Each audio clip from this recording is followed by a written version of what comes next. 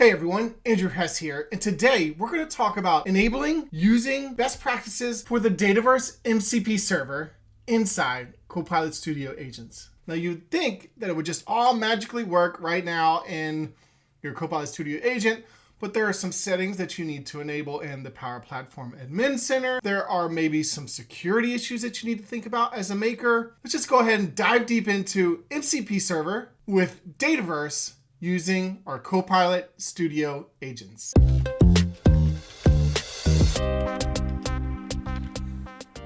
We're in Copilot Studio, and what I want to do is add a tool, the Dataverse MCP. So I'm going to try and explain MCP in simple terms. Modeled Context Protocol is basically a simple way for AI or your LLM to call upon sets of tools to interact with your data. It's very similar to an API call, except for with an API call, you're calling specific tools without allowing the AI to choose which one, right? Like, so if you want to write to Dataverse, you're not allowing AI to decide to write, it's just going to write.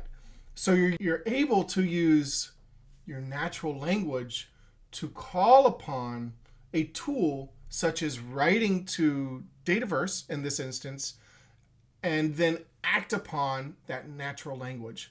That's what MCP is.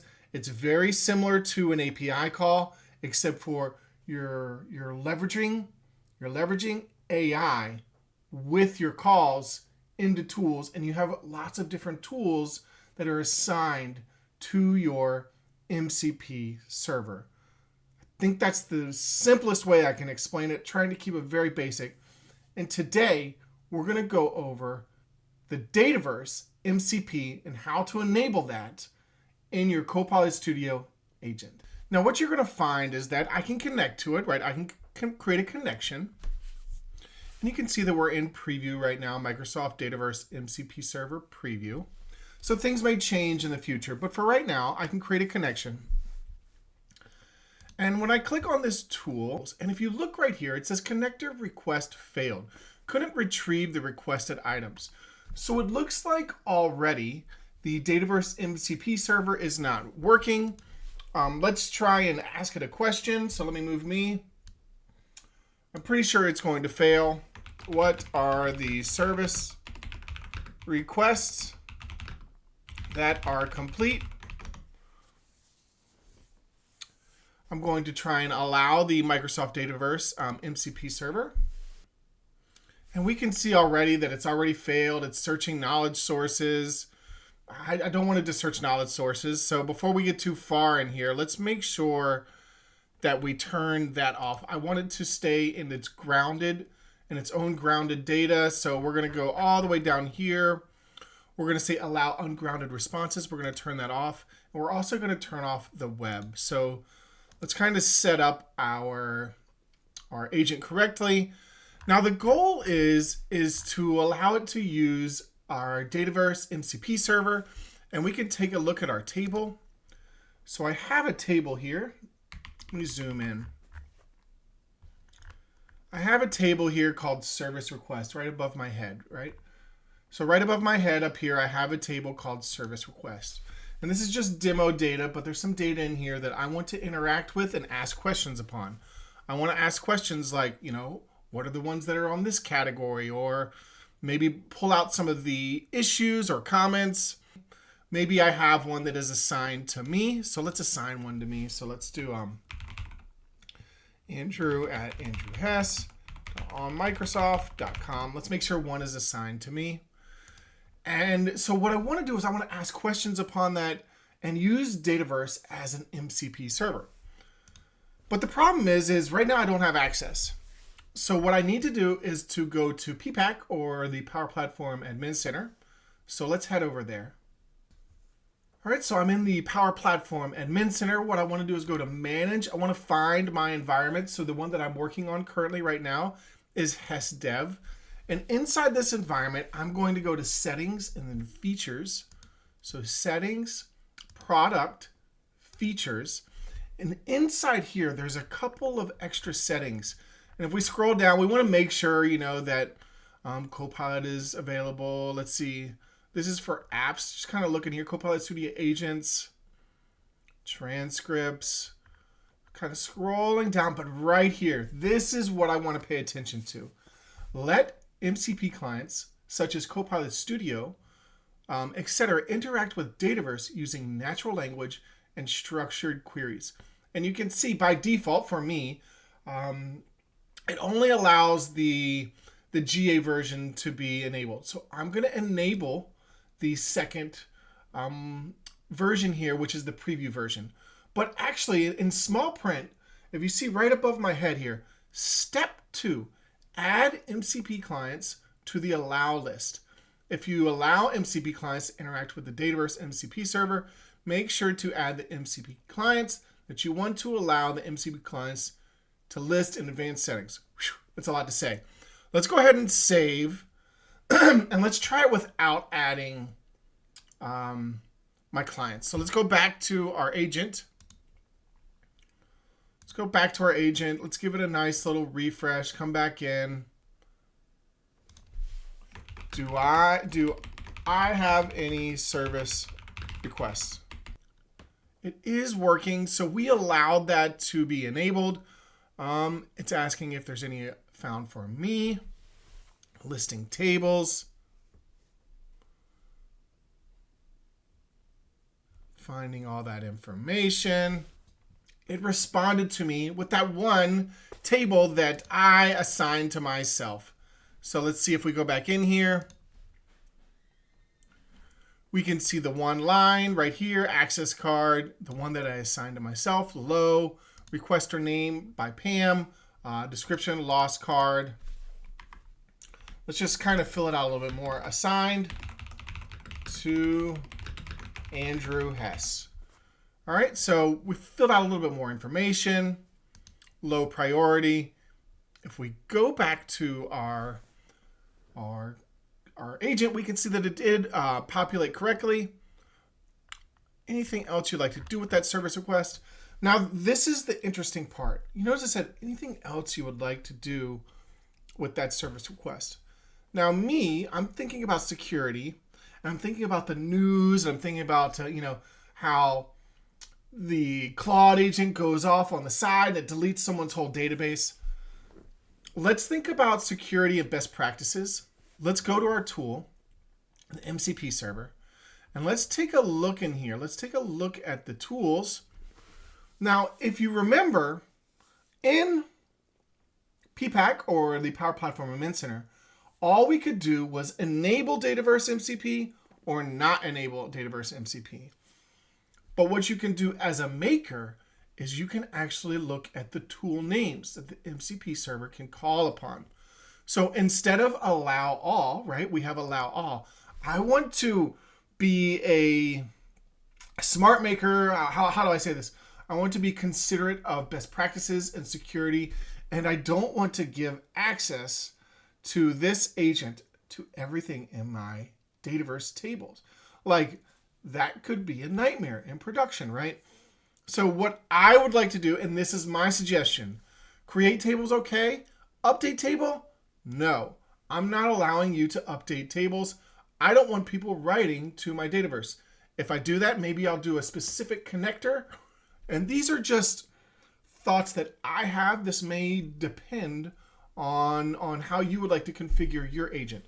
But I'm not going to allow it to update a table. No, it cannot delete a table. Create record? That's okay. I'll allow it to create a record.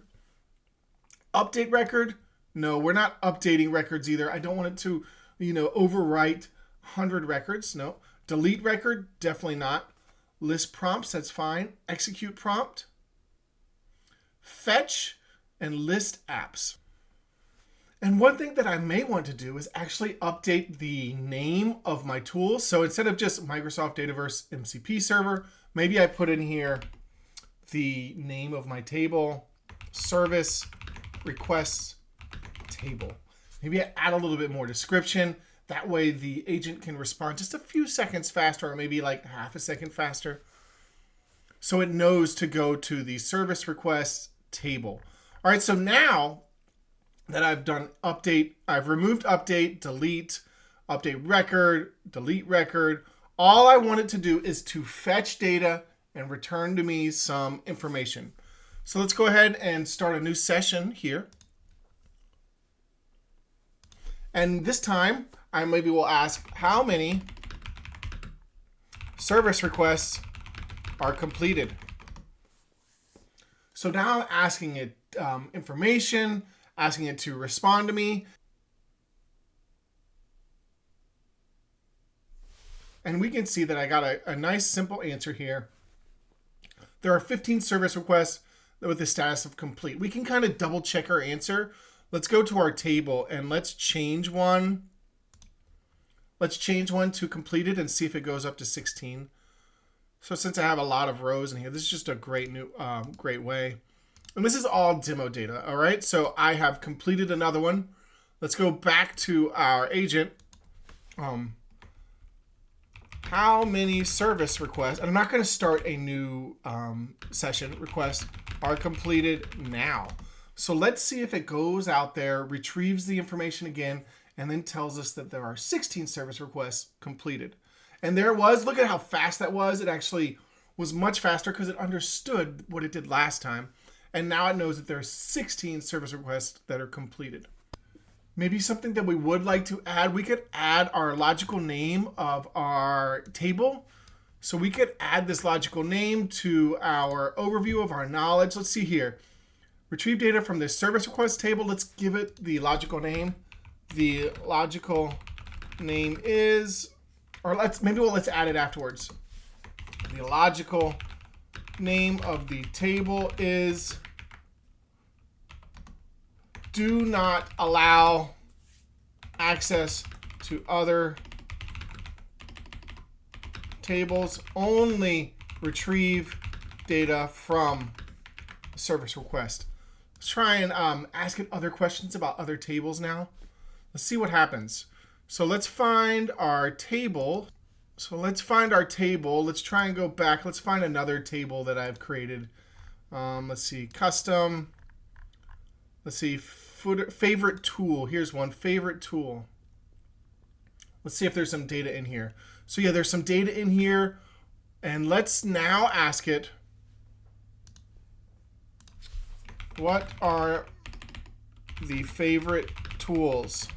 So you can see it's listing tables, describing tables. And look, it only went to service request. Do you see that? It only went to the service request table name. So I'm sorry, but the service request table does not contain any information about favorite tools. The table is designed to track service requests. So we've kind of locked down the agent to that one table that we wanted to. Let's go back and let's remove that part of the instructions. Let's remove this. Let's just remove all the instructions. All right, and then let's try again. List out the titles of favorite tools table. Let's try that. Let's see if it actually can access that favorite tools table. It's listing tables, it's thinking, the inputs, the scope is kind of blank here. I can see Hess favorite tool list. Look, it was able to reach out to that favorite tools table. It is kind of connecting to it, and you can see it pulled that data in there. Let's go back to our overview. Let's edit our instructions. One more time, just to double check. That's this iterative approach that we keep doing. Let's try it again. Now we've said you can only access the service request table. Let's ask the same question. List out titles of the favorite tools table. One more time with our updated instructions. I do not want people to access other tables unless I specifically want them to as a maker. So now it's reaching out. It says no. I'm only going to go to the service request table. Let's try one more thing. Let's try to list out. Let's list out the service request assigned to me. So let's go back in there, and then I want to try and delete it. I want to try and get the Dataverse to delete my service request that is attached to me. So it knows that it is assigned to me. It found my credentials because I am using a Teams authentication, and we can see this one, and I can say delete this service request. Let's see what happens. It says no, it's not going to allow. So we could even add more to our instructions. We could add in here, do not allow. So we can add into our parent instructions or our global instructions, do not allow deletion of data. Oh, why is it doing that? Let's try that again. Do not allow deletion of data if a user asks to delete any data, respond with, sorry, I can only query data, query and create rows, not delete. Right, so it's important. At the very top of your instructions, what's in scope, what's out of scope. So this is what's in scope using the service request table and giving the table name. What's out of scope is do not allow access to other tables, do not allow deletion of data, right? Now, if you wanted your MCP server to interact with GitHub Copilot, this is where you would add your application ID, or I think even Claude code is another one.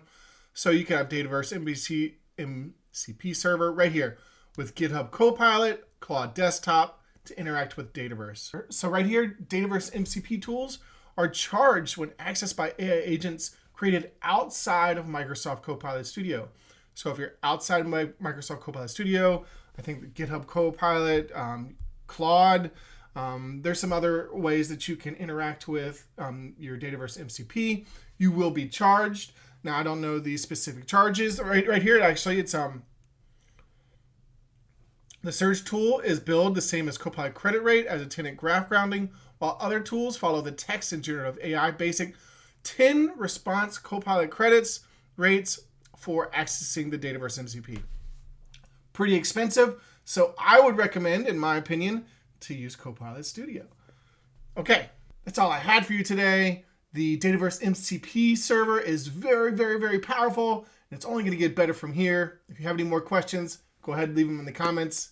Thank you all. I'll see you next time.